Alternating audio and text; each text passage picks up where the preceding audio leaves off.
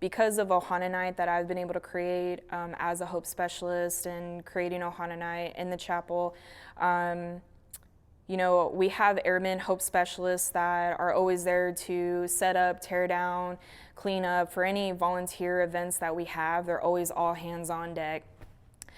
We just recently had a airman that just fresh from tech school, PCS here at Lake and Heath, and this airman has been at the past 2 Ohana Nights because we launched 2 months ago.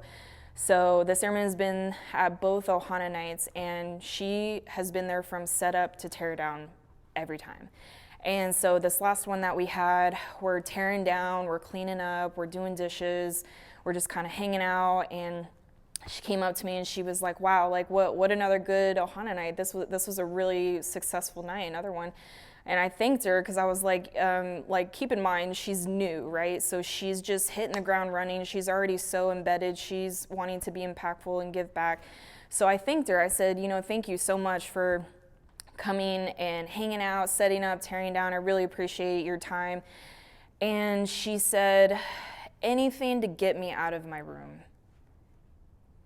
And that was the moment that I was like, this is what I was looking for. This was something that needed to happen on this base for airmen to get out of their rooms, to be involved, to feel involved, to have that safe space that they can come to.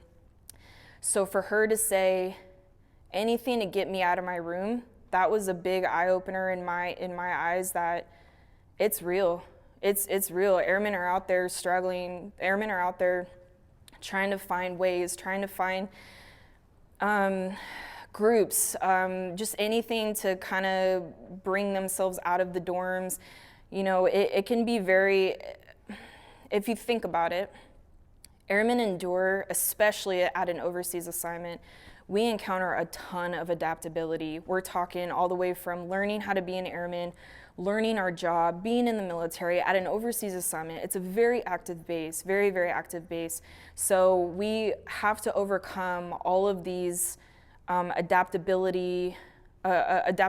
So for this airman to say, anything to get me out of my room, this is only the second Ohana Night that we've had. And imagine what could happen and how many other airmen it could impact over the next couple months. I mean, when you talk about leaving the base better than the way that you found it, leaving a place better than the way that you found it, I feel like Ohana Night and being a Hope Specialist and having our special identifiers as a Hope Specialist, I think that I feel like it can go far in the fact that that moment of her expressing that she needed to find an excuse, she needed to find a way to get more involved.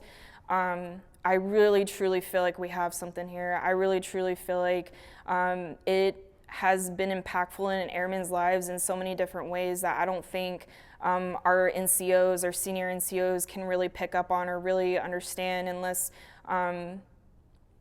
you see them.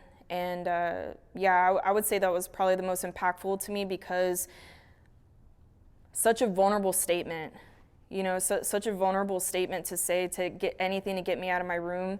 I feel like that spoke a lot to me, that I feel like I'm doing something right, that I feel like I am supposed to be here to help.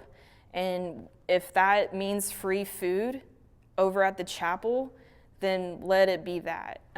So that will always have a piece of my heart, that will always sit in my heart, because it is out there. There are airmen that do struggle, whether they express it or not, but having opportunities like this, having events like this, affinity groups as a Hope Specialist, and bringing them over to the chapel and then creating that safe space and letting them know that they are important and that we are looking out for them.